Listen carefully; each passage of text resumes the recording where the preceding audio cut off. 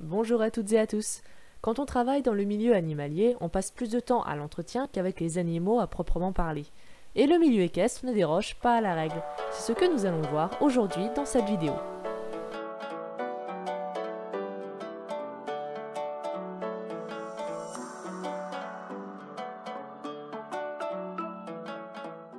Quand on est cavalier, on croit que travailler dans un centre équestre veut dire passer son temps à cheval, s'en occuper toute la journée, etc., etc. Ah, naïf que vous êtes. Quand vous arrivez pour votre cours, vous ne vous doutez pas que le palefrenier ou le moniteur est là depuis 8 heures du matin pour nourrir un troupeau de bourrins affamés qui agit comme s'il n'avait pas mangé depuis 3 jours, ou qui a couru un quart d'heure après ce poney qui s'est enfui de son pré qu'il a d'ailleurs dû réparer suite à la fuite de ce poney. Ou encore qui s'est retrouvé pieds nus comme un abruti dans le pré parce que ses chaussures sont restées dans la boue qui lui monte jusqu'aux genoux. Ou le pire de tout, qui a mis son cœur et son âme pour balayer ou ratisser à fond les bâtiments et l'extérieur pour que tout soit nickel pour les clients, pour qu'au final, tout soit pourri à peine 5 minutes après leur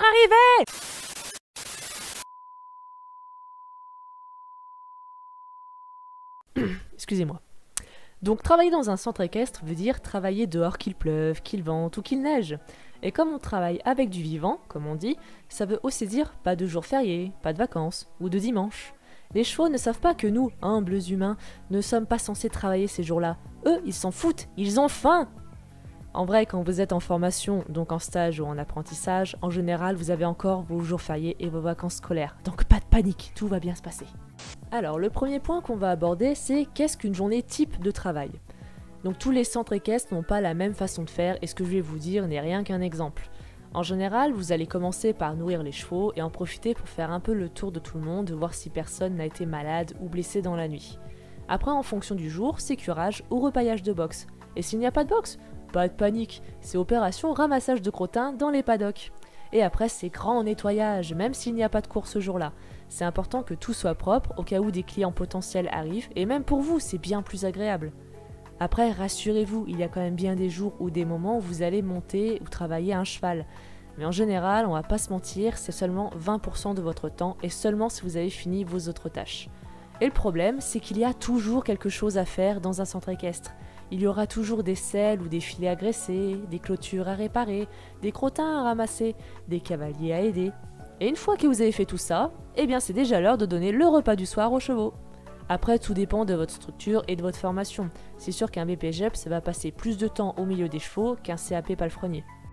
Si vous avez de la chance, vous aurez d'autres stagiaires ou apprentis avec vous, ou vous tomberez sur des maîtres de stage qui vous aideront dès qu'ils auront un peu de temps.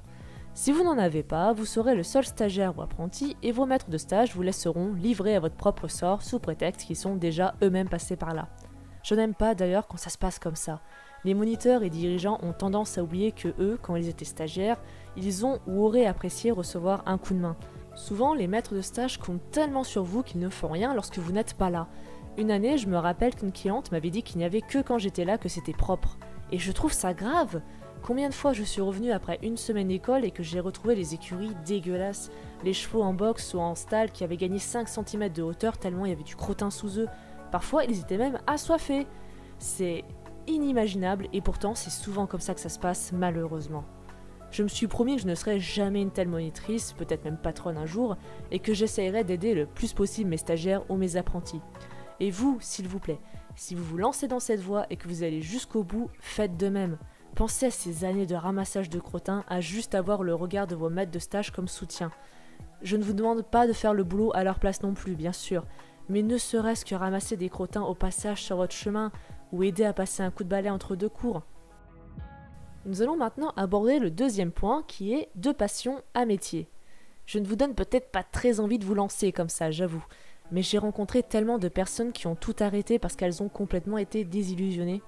Par exemple, pendant mes 5 premières années de formation, on était un groupe de 4 copines, et je suis la seule à être allée jusqu'au bout.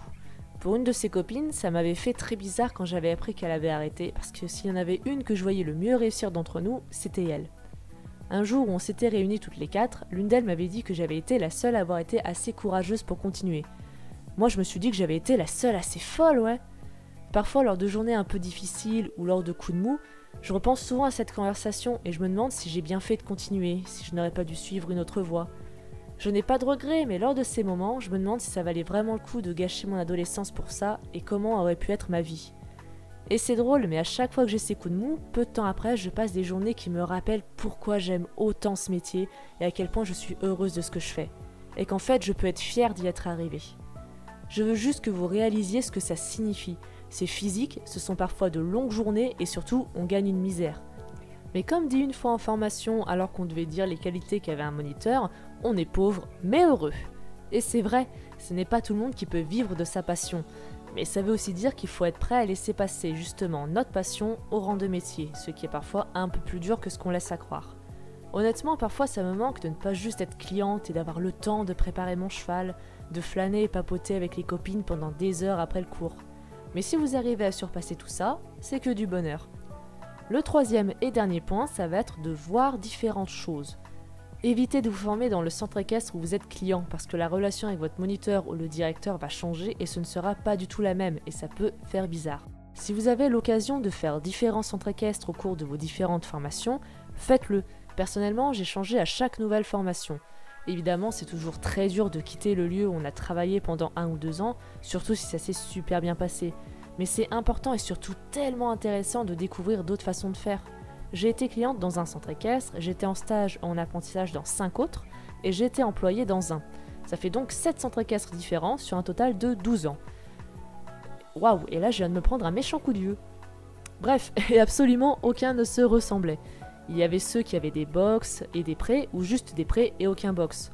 Ceux qui comptaient toute une équipe, ou ceux où il n'y avait que mon tuteur et moi. Ou bien ceux qui faisaient du classique, ou qui étaient plus axés éthologie. Ou encore ceux qui faisaient aussi de l'élevage à côté, ou ceux qui partaient en concours chaque week-end, ou ceux qui se concentraient juste sur le loisir. Chaque expérience est bonne à prendre, et si vous avez l'occasion de voir différentes choses, profitez-en, même si ça signifie de partir un peu loin. Par exemple, à la base, je viens de l'Isère. Eh bien, je suis allée faire mes formations dans la Loire, la Drôme, le Rhône, et même la Savoie, même si j'y suis pas restée longtemps comme ça se passait mal. Et pour le travail, je suis partie dans le Vaucluse. Il y a certaines choses que vous n'allez pas aimer, voire même que vous détesterez. Mais au moins vous saurez comment vous ne ferez surtout pas plus tard. Ou au contraire, vous allez pouvoir prendre des idées ou le meilleur de ce que vous avez apprécié. J'espère que cette vidéo vous a plu et qu'elle ne vous a pas trop découragé. Mais je pense qu'on idéalise trop ce que c'est de travailler dans un centre équestre et c'est pour ça que je préfère être franche avec vous.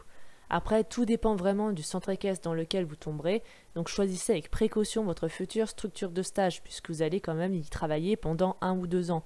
Donc autant que ça se passe bien pour avoir la meilleure expérience possible. Vu comme j'en parle, on dirait que c'est un enfer, mais rassurez-vous, je garde majoritairement d'excellents souvenirs, j'ai passé de très bons moments et j'ai eu de nombreux fous rires autant avec mes maîtres de stage qu'avec les cavaliers. N'hésitez pas à laisser vos témoignages en commentaire, car nous n'avons pas tous le même vécu, donc ça pourra sûrement aider certaines personnes qui se sentiront peut-être plus proches de vos expériences, et moi ça me permettra de lire un peu votre vécu. Et comme ça, tout le monde il est content. Sur ce, je vous dis à bientôt pour la prochaine vidéo.